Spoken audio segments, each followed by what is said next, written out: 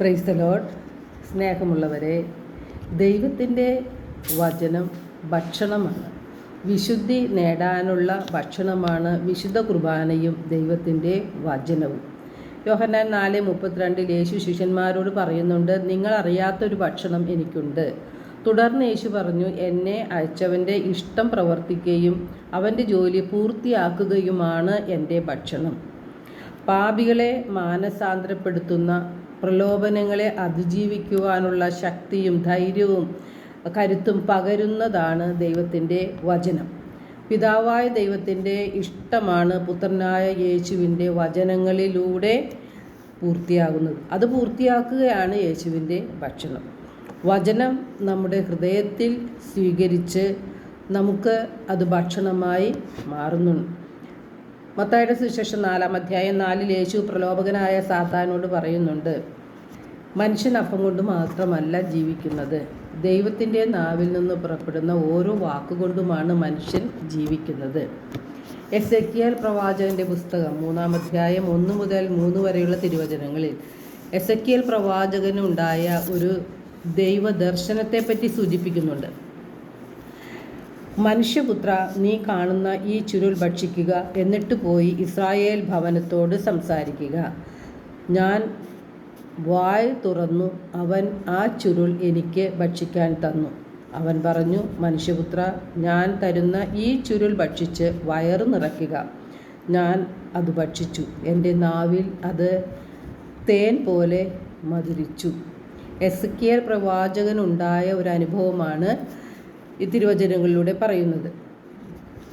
ആ വചനമാകുന്ന ചുരുൾ ഭക്ഷിച്ച് ആ ദൈവത്തിൻ്റെ വചനത്തെ ഇസ്രായേൽ ജനങ്ങളോട് സംസാരിക്കുക എന്നാണ് തിരുവചനത്തിലൂടെ പറയുന്നത്.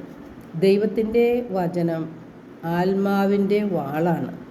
പാപാന്ധകാരത്തിൽ കഴിഞ്ഞിരുന്ന മനുഷ്യനെ രക്ഷിക്കുവാനായി പിതാവായ ദൈവം തൻ്റെ പുത്രനായ യേശുവിനെ ഭൂമിയിലേക്ക് അയക്കുകയാണ്. തൻ്റെ പുത്രനായ യേശു ദൈവത്തിൻ്റെ വചനമാണ് പ്രഘോഷിച്ചത്. ആ വചനമാണ് ആത്മാവിൻ്റെ വാളായി ആത്മാവിനെ രക്ഷിക്കുവാനുള്ള ആത്മീയ സമരത്തിൽ നാം എടുക്കേണ്ട ആത്മീയ വാളായി മാറുന്നത്. യോഹന്നാൻ 1:1 എന്താണ് ദൈവത്തിൻ്റെ വചനം എന്ന് പറയുന്നുണ്ട്. ആദിയിൽ വചനമുണ്ടായിരുന്നു, വചനം ദൈവത്തോടു കൂടെയായിരുന്നു, വചനം ദൈവമായിരുന്നു. അപ്പോൾ വചനം ദൈവം തന്നെയാണ്. വചനത്തിൽ ത്രിയേക ദൈവം വസിക്കുന്നുണ്ട്. ആ വചനത്തിന് ദൈവിക ശക്തിയുമുണ്ട്. എന്തിനു വേണ്ടിയാണ് ദൈവം തൻ്റെ വചനം നമുക്ക് നൽകിയിരിക്കുന്നത്?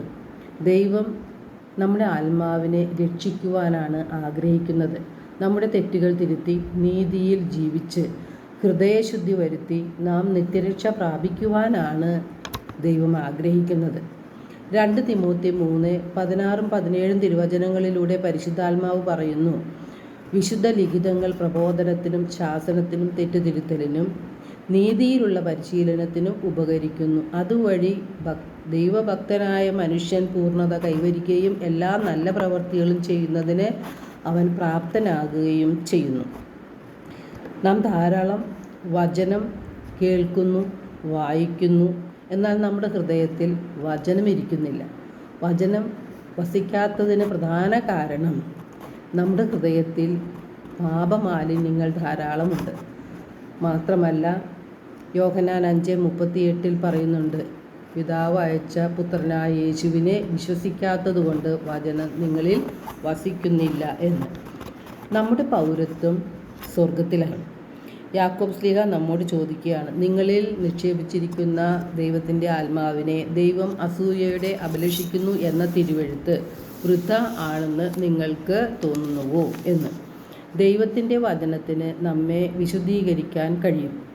വചനത്തിൽ ത്രിയേക ദൈവം വസിക്കുന്നുണ്ട്.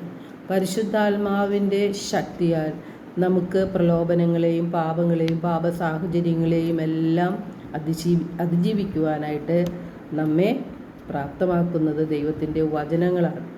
യോഹന്നാൻ 15:3 യേശു പറയുന്നു, ഞാൻ നിങ്ങളോട് പറഞ്ഞ വചനം നിമിത്തം നിങ്ങൾ ശുദ്ധിയുള്ളവരായിരിക്കുന്നു.